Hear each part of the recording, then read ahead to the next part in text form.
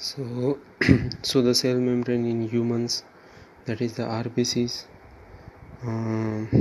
erythrocytes, has 52% of proteins and 40% of lipids. It also contains the cholesterol and carbohydrate as well. And the major lipids are the phospholipids in the membrane, and the polar head towards the outer sides, and the hydrophobic tail towards the inner side. And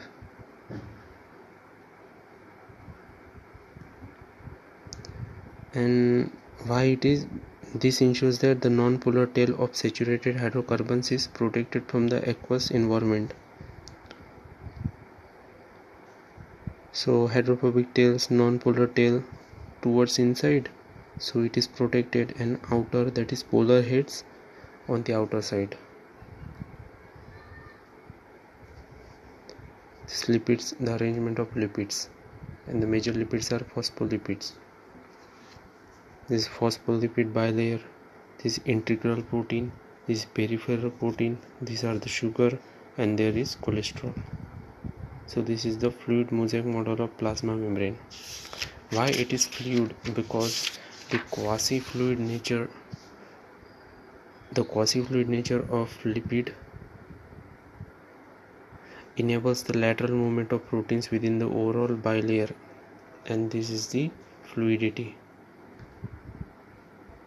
The functions of this fluid nature of the membrane is helpful in secretion endocytosis.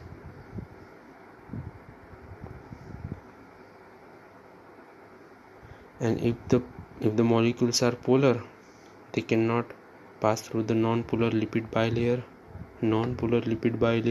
so they require the carrier protein of the membrane to facilitate their transport across the membrane. And few ions or molecules are transported across the membrane against their concentration gradient from low to high, then they require the ATP. Example, Na, potassium pump. Non-polar lipid bilayer. In case of polar molecules, they require the carrier protein. And these hydrophobic tails,